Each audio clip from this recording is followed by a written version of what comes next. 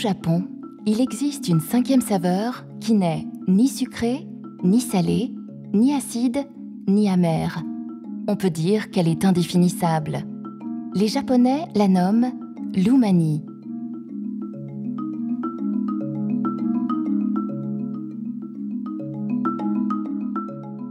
Parmi les chefs cuisiniers qui brillent dans le ciel étoilé de la gastronomie française, il en existe un qui, lui, est inclassable, c'est Thierry Marx.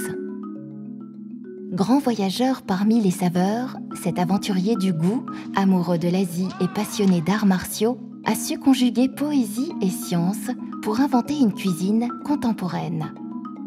Ce passionné à la carrure de gladiateur met autant d'énergie et d'engagement en élaborant une cuisine d'avant-garde servie dans l'ambiance feutrée d'un restaurant gastronomique que lorsqu'il enseigne la restauration rapide à des demandeurs d'emploi en reconversion professionnelle ou encore pour la réinsertion de détenus en fin de peine. Pour comprendre comment cet homme engagé a trouvé son équilibre entre ses passions, il s'agit de retracer ce parcours unique qui l'a conduit au fil du rasoir ou de la lame d'un couteau de cuisine des quartiers populaires de Ménilmontant au chic de la rue Saint-Honoré. Je suis rentré en France en 98, j'ai eu la première étoile en 99, la deuxième étoile en 2000. Je me suis dit, c'est bien d'essayer d'en avoir 3.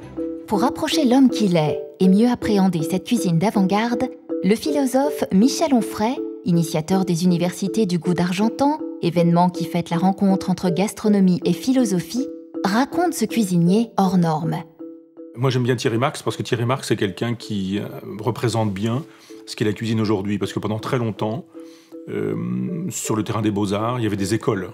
En philosophie, il y a eu l'existentialisme, il y a eu le structuralisme, il y a eu le marxisme. Et aujourd'hui, il n'y a plus tout ça. Il n'y a plus que des individualités, il n'y a plus que des individus. Et Thierry Marx est l'une des grandes individualités de notre époque en termes de cuisine et de gastronomie. C'est-à-dire, c'est un tempérament, c'est un style, c'est un caractère, c'est un personnage qui est tout entier dans sa cuisine. C'est aussi à travers le regard et l'objectif d'une femme, Mathilde de Lécotet, photographe et plasticienne, qui collabore à l'illustration de ses livres de cuisine, que se découvre la planète Marx.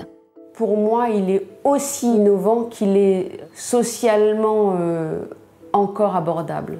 Et on le voit dans les livres qu'on a faits, il est capable de faire Planète Marx, mais il est aussi capable de faire le livre des Restos du Cœur et d'avoir une créativité incroyable. Donc je pense que c'est là où il a cette force d'innovation dans un cadre donné. Et puis, je l'entends encore le dire, ni élève d'eux, ni fils d'eux, il a, lui, gravi les échelons. Et je pense que c'est pour ça qu'il arrive à créer de bas en haut une cuisine totalement adaptée à différents univers. Aujourd'hui, on va poser, comme le disait Philippe tout à l'heure, un Boeing 747 rue Saint-Honoré.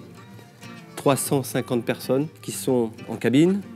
On atterrit dans une rue étroite, avec beaucoup d'autres 747 autour de nous.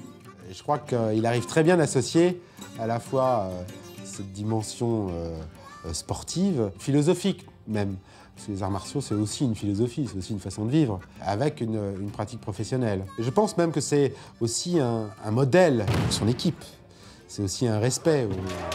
Quand vous avez un chef qui pratique une activité à ce niveau-là, vous avez un regard sublimé. Donc c'est aussi une façon, je dirais, de créer une cohésion autour de soi. Moléculaire, ça devrait rester sur les petites tablettes des chefs pour qu'ils continuent à réfléchir. C'est-à-dire quand je demande à Raphaël comment tu fais pour dessucrer, il m'explique, je dessucre, je fais comme ça. Et ça peut avoir un intérêt pour toi. Maintenant, tu l'utilises ou tu l'utilises pas. Et c'est vrai, hein, c'est-à-dire c'est exactement comme ça qu'on fonctionne. Hein, moi, je fais une découverte dans un coin où lui, il a une idée dans l'autre. Et puis ça va rester comme ça 2-3 mois, et puis on va se poser des questions. Et puis d'un coup, ça y est, là, ça va être génial, ça va marcher. Par exemple, le miel sans sucre, dès qu'on a goûté, on s'est dit, c'est super. Le semi-prix de crustacés qui est en train de sortir sur le pass est une histoire qui s'est racontée ici. En fait, on va pocher des coquillages avec une algue qui s'appelle l'algue kombu, qui est une algue naturelle qui va donner de la viscosité. Dessous, sous le bol, on va faire entrer de l'azote liquide et on aura une gélification instantanée de ce jus de coquillage.